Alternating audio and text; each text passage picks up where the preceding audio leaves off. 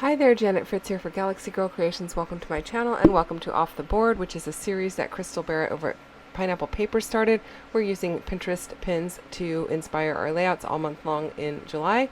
And I chose this particular pin that somebody put on Instagram, and I just basically took the border that they have, the like L shape in the upper left and lower right hand corners, and integrated that into my layout with some stitching. I'm also playing along with Mix It Up Monday, which is a monthly hop, the second Monday of the month, and we are using this sketch this month from Shannon Keith over at Creative Chaos in Tennessee, and it is basically a hop where you are to use mixed media in some format. It doesn't matter which format you choose. You can do anything you like. So today I'm using a cut file. I'm also doing some mixed media on my background, and I'm going to do some stitching, so you're going to get it several different ways. I'm starting out by backing these cut files, and these have been in my stash for a long time. I'm not actually even sure where I got them from.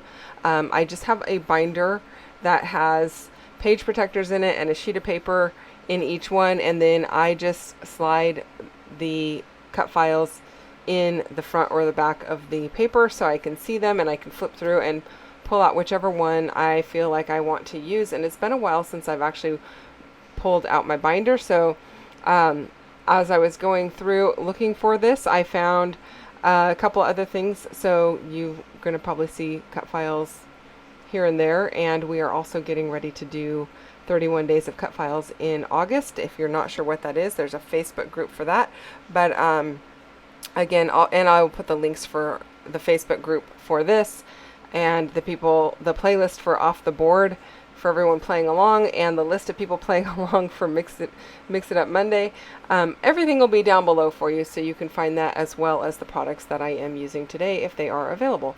But 31 Days of Cut Files, basically, there's a different cut file every day that we are using. The cut files, you can purchase them through some assemblage required. You can get a digital format or a physical format, and play along with us. And you can actually use your own cut files. You don't even have to buy the ones that we have designed for this particular round of 31 Days of Cut Files. MK and I designed all of the cut files for the month, and we're super excited to share those. But anyway, here we are. I am pulling out some sprays. I've got this Tumbled Glass Distress Oxide spray. I'm going to use a purple, kind of just figuring out the placement. I did mark them off a bit with my pencil, and I know I wanted some blues because the blue is the favorite, the little girl that I take care of, the oldest one, it's her favorite color. So I wanted to make sure there was some blue undertones on there, and plus she's got blue jeans on. I think she's got blue jeans on. I'm not even sure. I don't have the photo in front of me. Anyway, there's a lot of blue cast in the three photos.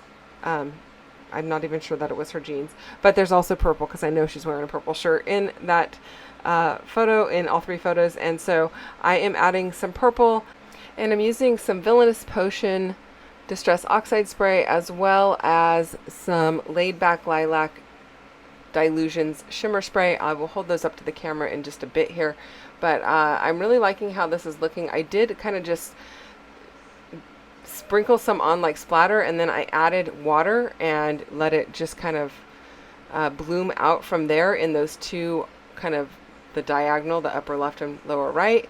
And I know a lot of that's going to get covered by photos, so I didn't go and do a ton in the middle or anything like that. So I do know where my photo lines are going, or my photos are going, because I marked it with some lines with a pencil. And so I'm kind of just being aware of that, and then building up some layers of mixed media, and I'm liking how it's looking. I do want to make sure that I keep some of that blue in there and don't just overwhelm it with purple, because I know that she's going to like the blue. So I am adding a little bit of blue splatter on top also. And sometimes I'm wetting that just to let those bloom out even more. And this blue just started kind of leaking right out the top, so that was me just kind of shaking it out over the top of the layout, letting the splatters do their work. And then I did pull out some Dina Wakley Media Gloss in Fuschia and in Blackberry.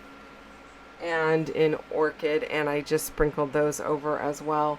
And I'm okay with them blooming when they get wet. I kind of like the way that it looks. I wasn't sure how that was going to work out because normally I just let the media gloss dry.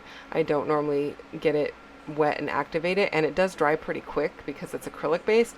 So I wasn't sure how that was going to work, but I do like the way that it turned out. I'm pretty happy with that.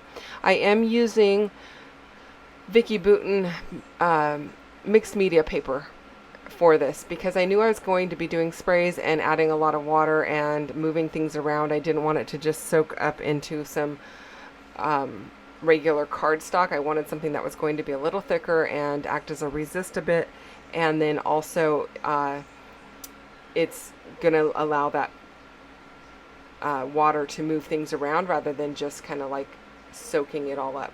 So here I've gone and laid my photos down. Nothing's glued down, and it looks like it's almost a complete layout because between a cut file and some mixed media, it really does have a lot done on already. But what I'm doing here is I'm just using my paintbrush with a little bit of water in it, and I'm moving the pigment around a little to kind of spread out a little more from underneath that bottom right hand photo. I'm liking how that's looking. I'm going to add a little bit more up in the upper left here just to kind of spread that out more so the white is not so white. It kind of has more of a pinky purple feel to it. And there are the sprays that I've used. I also did use some media gloss in Mineral, which is a blue color, kind of almost a blue-gray, and then I'm going over it with a little bit of white media gloss to bring that white back up to the forefront from the paper underneath. And it's really just white acrylic over the top, but gives you more of a speckled look, and I really like how that came out. I am trimming down my layout by about 1/4 of an inch on two sides, so I'll have about 1/8 of an inch reveal.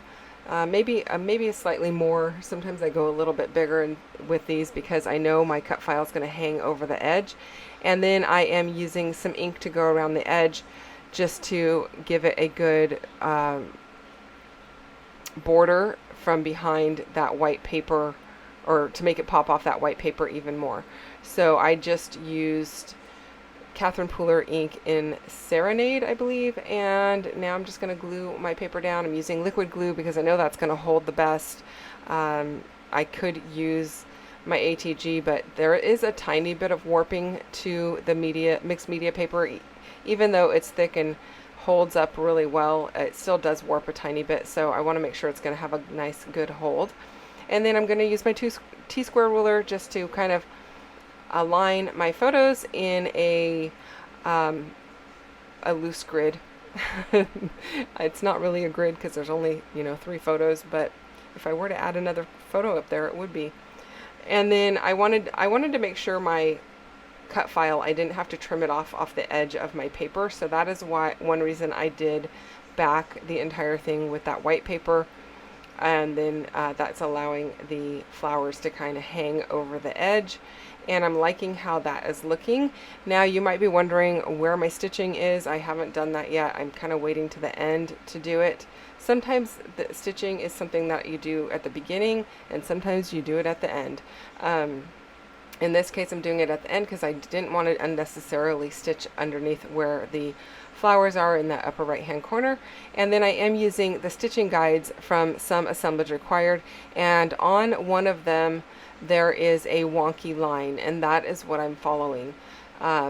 It's intentionally wonky. It's not supposed to be perfect, and I think that is perfect for this particular layout.